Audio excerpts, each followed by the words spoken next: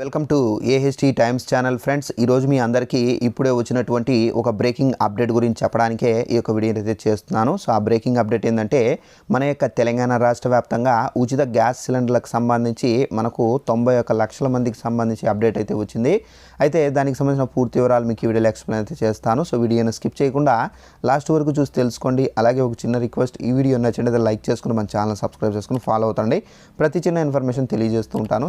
ఇక దీనికి సంబంధించి నోటిఫికేషన్ అయితే వచ్చింది. ఒకసారి ఆ నోటిఫికేషన్ మీకు చూపించి క్లారిటీగా ఎక్స్ప్లెయిన్ అయితే చేస్తానండి. ఇదండి నోటిఫికేషన్. చూసుకున్నట్లయితే తెలంగాణలో గ్యాస్ సిలిండర్లకు సంబంధించి 500 రూపాయలకే ప్రభుత్వం అయితే ఇస్తా అని చెప్పేసి మనకు హామీ అయితే ఇచ్చారు. ఇప్పుడు దీనికి సంబంధించి ఇక్కడ చూసుకున్నట్లయితే 500 రూపాయలకే సిలిండర్ కోసం 91.49 లక్షల దరఖాస్తులు, అభయహస్తం దరఖాస్తుల్లో 500 సిలిండర్ పథకం కోసం 91,49,000 దరఖాస్తులు అయితే వచ్చాయి. రాష్ట్రంలో ఉన్న రేషన్ కార్డులకు సంబంధించి 89.98 లక్షల కంటే ఇది అధికం. ప్రస్తుతం రాష్ట్రంలో 1.20 కోట్ల గ్యాస్ కనెక్షన్లు ఉండగా వీరిలో 4.2 లక్షల మంది రాయితీని వదులుకుంటున్నారు.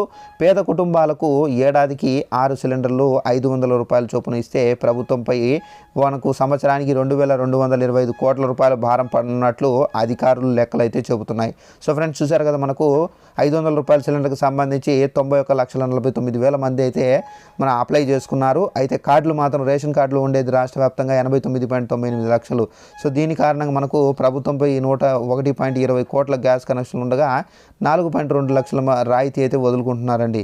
సో దీని కారణంగా మనకి ఏంటంటే ప్రభుత్వంపై 2,225 కోట్ల రూపాయల భారం అయితే పడబోతుంది.